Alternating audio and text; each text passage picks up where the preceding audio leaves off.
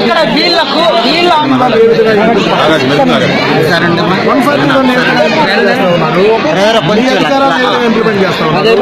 జిల్లా మ్యాజిస్ట్రేట్ అధికారులు ఏ విధంగా ఉన్నాయి. ఇప్పటికీ ఎవరు దీనికి బాధ్యుడో అతను ఎందుకు మీరు రక్షిస్తా ఉన్నారు? ఎందుకు అరెస్ట్ చేయలేదు?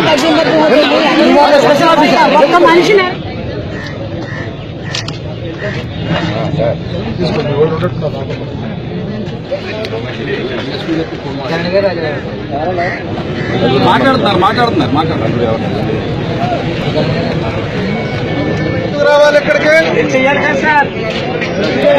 రాజ్యాంగ వ్యవస్థలు అటు పని చేస్తే మేము రావాల్సిన అవసరం లేదు ఇక్కడికి. ఏది రూల్స్ కాదు, ఏది రూల్స్ కాదు. కాకపోయినా కానీ సంభవించొచ్చు. ఆ సమన్వయం లేక తగ్గు ఇప్పుడు కూడా సమన్వయం లేకపోతే అది మంచి పద్ధతి కాదు.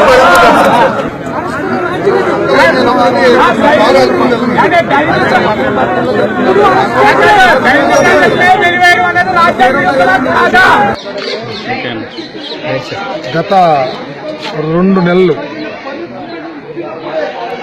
వెస్ట్ గోదావరి జిల్లాలో ఉండి నియోజకవర్గం పాలకోడేరు మండలం గరగపురం విలేజ్లో బాబాసాహెబ్ అంబేద్కర్ విగ్రహాన్ని పెడతా ఉంటే అమానుషంగా బాధ్యతారాహిత్యంగా విగ్రహాన్ని పెట్టకూడదని ఒక నెపంతో ఇక్కడున్నటువంటి రాజుగారు బలరామరాజు గారు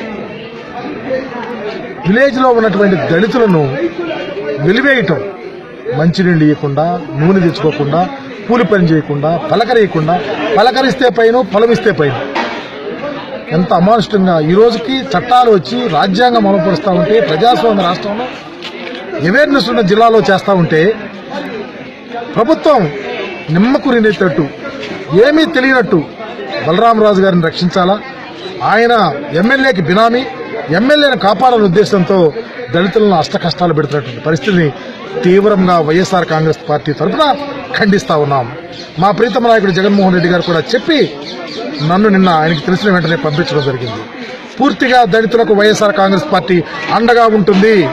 ఈ అమానుషమైన చర్యను వైఎస్ఆర్ కాంగ్రెస్ పార్టీ ఖండిస్తా ఉంది.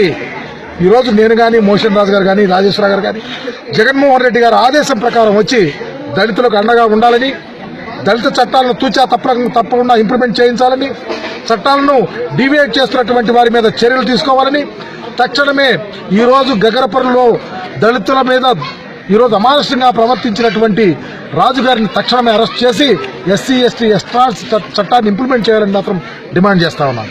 అదే కాకుండా చట్టాన్ని ఇంప్లిమెంట్ చేసి ఆయన అరెస్ట్ అయిన తర్వాత జీవో నంబర్ 141, జీవో నంబర్ 116 తూచా తప్పకుండా ఇంప్లిమెంట్ చేయాలని చెప్పి ఈ జిల్లా మ్యాజిస్ట్రేట్ అయిన కలెక్టర్ గారిని కూడా అడుగుతా ఉన్నాం, డిమాండ్ చేస్తా ఉన్నాం.